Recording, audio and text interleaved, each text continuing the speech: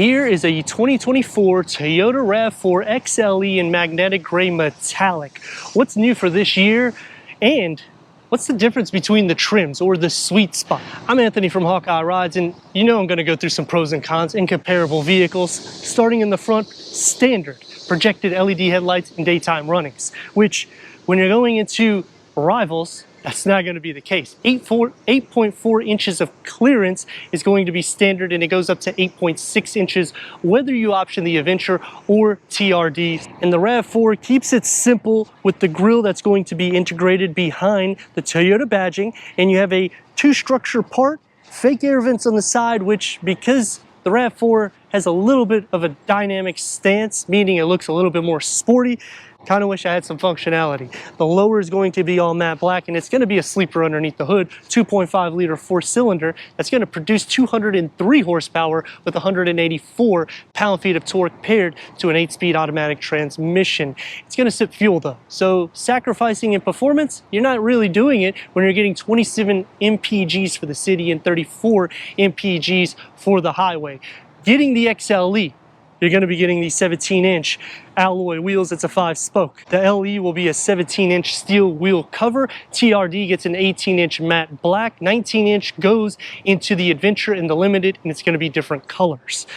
As for suspension, the TRD will be tuned. All the others will have a McPherson strut front suspension with a multi-link rear suspension. And the biggest twist that the RAV4 does is when you go up the tiers, meaning the XLE Premium, the Adventure and up is standard all-wheel drive until you get to the Limited, and then you can option the front-wheel drive. Now, what this is going to do is change towing capacity. That's going to max at 3,500 pounds, where this is at 1,500 pounds.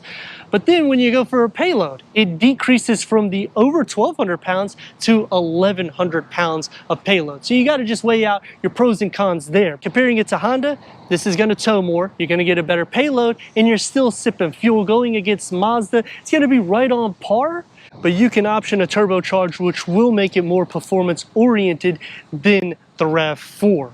As for Hyundai, you can do the same thing. It has a lot of different power variants, whereas here, it's all the same engine, except you get a hybrid option, which will be optimal for your MPGs, but then the towing capacity and payload will be altered. Standard LED taillights, and the lower gets a standard dual exhaust outlet setup. So it keeps the sporty design even into the back, except we're still using a lot of matte black. I would have liked to see some gloss black materials that would match around these LED taillights, because if you put that against this magnetic gray, I think that would make it look a lot more sporty. The biggest problem that I have with the RAV4 is they still come standard on the LE with that steel wheel cover and an actual key for the ignition. Also, the payload and towing changes, and it's only in the middle tiers, making the sweet spot really the Adventure. Power liftgate is an option on the XLE. The LE will be a quick release that will go into 39.4 cubic feet of storage, a 12-volt charger with a storage nook underneath the floor, gets the spare tire, and you can lower this down to give you optimal storage capacity from top to bottom. If you're tall like me, split fold the rear bench in the back. Maxing cargo at 59 cubic feet. We need to go inside, start it up so you can hear that exhaust note.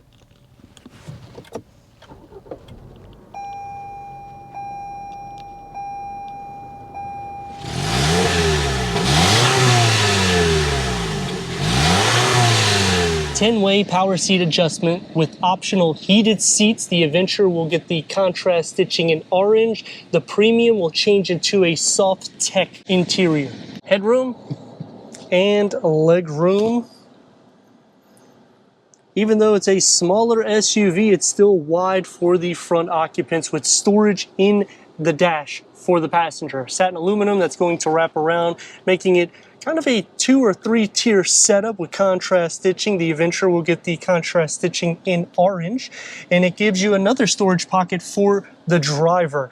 8-inch infotainment is going to be standard with wireless Apple CarPlay, Android Auto, Sirius XM, AM, FM, streaming, Bluetooth audio. Put it into reverse, and we get a reverse camera with the trajectory that moves. You can also change the camera angle Going into dual climate control settings, a QI wireless charger is optional on the premium with a USB and a 12 volt. Otherwise, you have a storage area for your larger phone. You're going to receive an actual key fob when you get into the XLE. If you go into the LE, you get the key fob, but you have an actual key to put into the ignition unless you pay for the option in which it will change the key fob to this. It's not going to have the power release for the trunk, but you'll also receive aluminum wheels. It's going to be more sporty. Opens up, it's a deep storage pocket. The XLE also maxes out with USBs. You have a total of 5 in the interior with a moonroof and a sunglass holder. The steering wheel can be optioned as a leather wrap as you go up the tier. It's multi-function. The gauge cluster has a 7-inch digital reader. The door is going to have more of the everyday materials, but it's soft where it needs to be. One touch up and down for the windows, satin aluminum outlining the grab handle, and a medium storage pocket with about 2 beverage holders carved out. Headroom and leg room. Storage is going to be behind the passenger seat with the 2 USB ports. If you go into the LE, it's going to be a 12 volt air vents, armrest with cup holders. The nice thing also about the RAV4 is you can recline these seats back a little bit more so.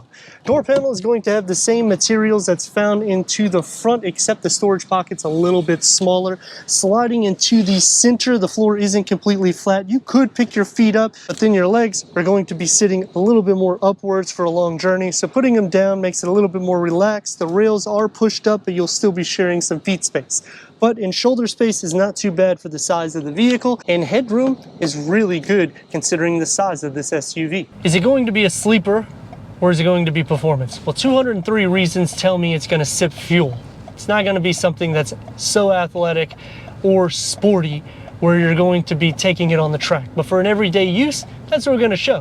184 pound-feet of torque. Is it enough momentum? I mean, it's paired with an 8-speed automatic transmission, so most vehicles nowadays, they're not getting phenomenal speeds, 0 to 60. But look what you get.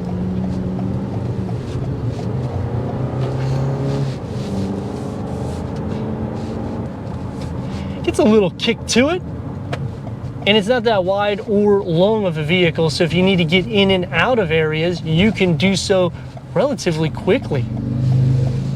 But that's going to take me just to pros and cons right off the bat. The pros is when you're getting into the XLE Premium, that is truly the sweet spot because now you can unlock soft tech seats, wireless charging pad. You can option heated seats in the front for the XLE.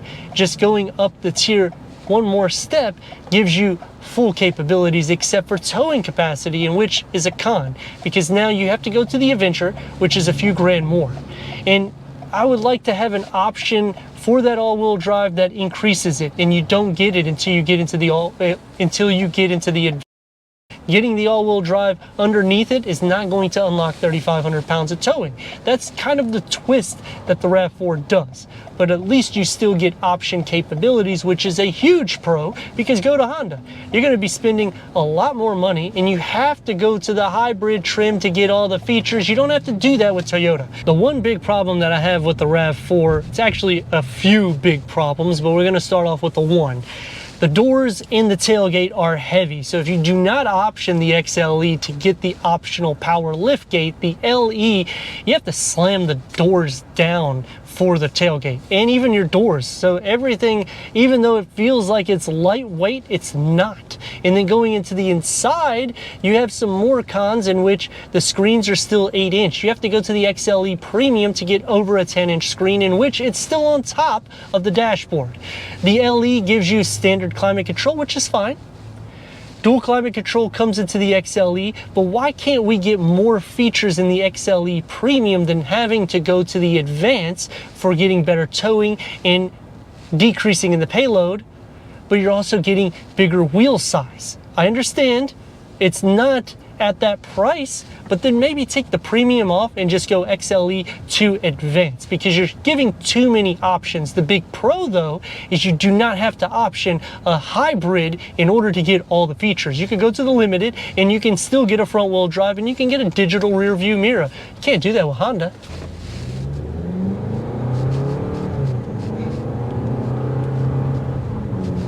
gonna be a bit noisy. You're gonna hear the engine. It's gonna be a bit like a drone. That's what you're expecting when you're around the $30,000 price point. But the nice thing is that you're getting all of these features and you're not having to sacrifice or pay more premium to go into a hybrid. You're still getting great MPGs in an everyday drive. So if I'm looking at comparable rivals like Mazda, Honda, Volkswagen, Hyundai, it's hard to find something at this price that you're getting all of this in a package. But let me know your thoughts in the comments. And if you're new to the channel, consider subscribing. Check out the next video, merchandise, website, and Instagram. Leave a comment and a like. And I'd like to thank Gettle Stadium Toyota for giving us this 2024 Toyota RAV4 XLE for our car review.